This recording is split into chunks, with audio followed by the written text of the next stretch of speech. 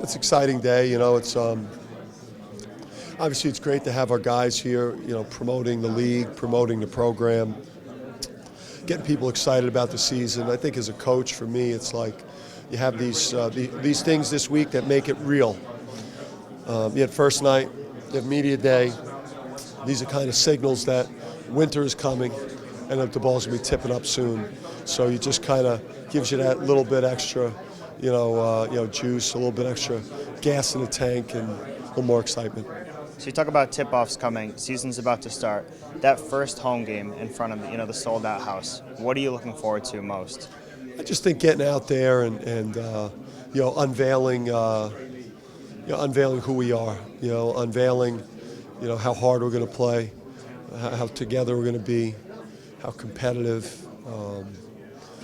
Getting a chance for me to coach a game in Gamble, such a magical place over the years, coach such a storied program, first game, to be a little bit of butterflies, but for me it's more excitement. I've been waiting since August to start playing these games. I'm like, I don't get bored because we got so much work to do, but like I miss the highs and lows of the season. I can't wait for the games to start. So I love the roller coaster ride. You talk about Gamble. I know fans love the video of you when you just got here. You're looking up at the banners. What was going through your head when you first walked into Gamble? You're looking up, you're seeing all the banners, all the guys' names, everything like that. That's why I came. I wanted to give myself a chance. I'm a very ambitious coach. I've had great pedigree. I was raised by, one of the great coaches in the last 50 years of our game at any level. An older brother who's in the same business. And we both talk about it a lot. We want to be elite coaches, and in order to be an elite coach, you've got to go coach in an elite program, and that's why I wanted to come to UConn. And walking in there, I got chills, and the hair on your neck stands up a little bit. What have you seen from the guys in practice that's impressed you the most? Just embracing how hard it is, not running from the work, leaning into the work. I would say embracing everything and the buy-in and the big thing for them is just to continue to follow my lead, and kind of be the playing version of the way I coach. If they're able to adopt that this year, I think it'll be a fun year. And in practice and maybe outside helping guys in the classroom, who stood out as a leader to you so far? We've had leadership in all different spaces. I think I think that Jalen's been really good on the court, been verbal there. I think Altarik's been verbal there, and then also really good off the court with guys about doing the right things. Christian, when he's had a nice last, I'd say, week where his messaging has been much more in line, with what you want to hear as a coach. And they're probably three of the bigger personalities. And then Terrence Smith, he's in a weird spot because he's a grad transfer, but he's probably the most vocal guy, play in and play out. And that's not an easy thing to do when you're kind of a complete newcomer. So you coached against Terran. What did you see from him on the court? I know 2 years ago he was the leading scorer in the game against you guys, so he was doing something right there. So what did you see from him? Yeah, we wanted Terran because he played okay against us. Don't give him too much credit, but it was more like I got a chance to see 10 or 12 games a year, and for where we're at. I think Altarik right now is probably playing a little bit more shooter-scorer than facilitator. CV's strength is his ability to put it in the basket, although, again, his last week, his shot selection and playmaking has been far better than I've ever seen it at any level with him. Jalen's more. We need Jalen to score big numbers this year because we're not going to get tons of inside production. So, we need a guy that could get in the paint and create open looks and then initiate our defense with the ball pressure. So getting an athletic guard that could create shots, because the thing about Jalen shot a low percentage last year because no one ever got him a shot. You know, he shot such a difficult shot. Everything was challenged. So Terran's a guy that's going to be able to create, I think, really, really good shots for Christian, Jalen, Al, by just constantly living in the paint and just spraying the ball around. You've coached more on the staff. He's got a lot of experience here. What has that meant to you and your staff having him here? Yeah, I mean, there's some things, there's a lot of things that Tom told me about UConn that have been invaluable. Having a guy that's been here, you know, is a major advantage. On the flip side, there's some things he didn't tell me that has kind of thrown a wedge into our relationship a little bit.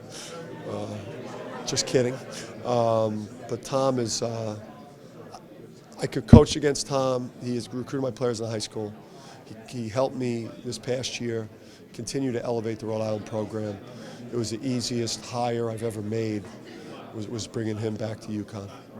What's the biggest change you've seen since you came in that you thought you needed to make with the players, the culture, anything like that? I would say a lot of things. I would say rebuilding their confidence. You know, getting that swagger back, getting that confidence back. How do you get that back? You get that back by working harder. You know, being prepared gives you confidence. Everything else it's BS. I would say too, like, you know, getting the facilities where they need to be. You know, like making sure that, you know, that that we're marketing the program. You know, is academic support where it needs to be? Are we getting enough out of the strength and conditioning program?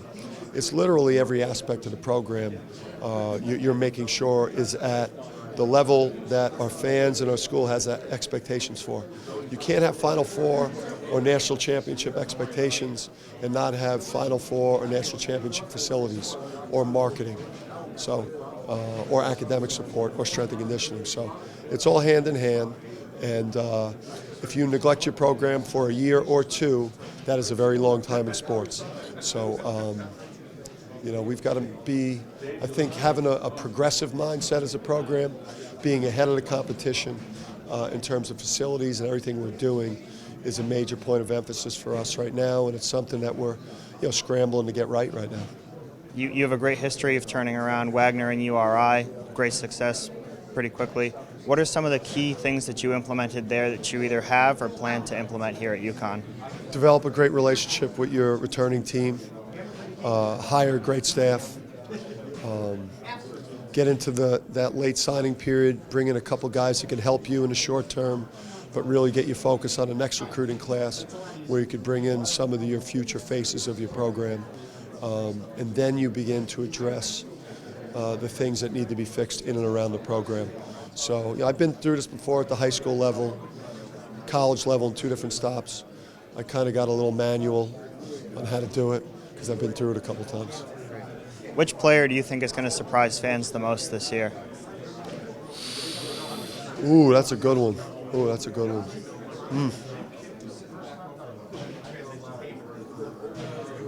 That's hard, man. That's hard, man.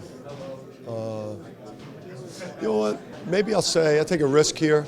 I'll say Brendan Adams, maybe, just because he doesn't. If you come and watch practice, he doesn't look like a freshman. You know, he's got really good size for a guard, shoots the ball well, you know, kind of sneaky, athletic, but he comes from a basketball family, older brother with the Atlanta Hawks, great player at Bonaventure. Like, he's built to do this. And, you know, when we got him to go to Rhode Island, it was Georgia Tech, Georgia, Rhode Island for his services. And he was a pretty highly regarded guy, especially his junior year. So I think he is going to be a much bigger piece of what we're doing, short-term, long-term, than people think. And then how has Gino helped you make this adjustment to UConn? You know, has he been helpful coach to coach, helping you make that adjustment? Yeah, I mean, spending time on the caravan with Gino was good for me because it was just a chance to get to know each other. When word hit that I took the job that first night on Twitter, both him and his wife reached out for me and my wife and welcomed us, and I thought that was, you know, that was a really cool thing of him to do. And then just, you know, every time I see him, he, you know, he just, you know, he's not guarded. It's not like ego, talk down. Hey, I'm a Hall of Famer. Look at my walls. he's like a cool guy that just was just giving me some things to think about, like don't stray too far from the type of people that you've recruited at your other places. Obviously, you've got to get guys that are a little bit better, but don't change the type of people that you've recruited, because that's what's gotten you here. And then like basketball philosophy stuff, he's just been like an open book, and that's been great. What's been your favorite moment here at UConn? You've had some time now. Has there been one that stood out to you the most? No, it's like I said to the players, that moment hasn't happened yet. Those moments are when we win. Like I said to them right when we met right after first night, I said, this better not be the most fun we have on the court this year. Like this should just be okay. This is more about the students. You like your intro dance, good. But we want to have fun. We want to party. On Friday night after a 7 o'clock game, we want to be in the locker room having a party. Was there an intro dance that stood out to you the most? One that impressed you? I was disappointed overall in the guys. This is for me a swagless group, with the exception of Terran. I was impressed with him. CV came up with something original, but to be honest with you, I didn't see a lot. Disappointed in the guys. Is that something you might take time and practice to work on? No, that's on them, man. I'm an old man. I can't do that for them. They should have that swag. That's their time. Particularly unimpressed with Tyler. This is UConn, man. You got to come out with something. I agree 100%. Last question.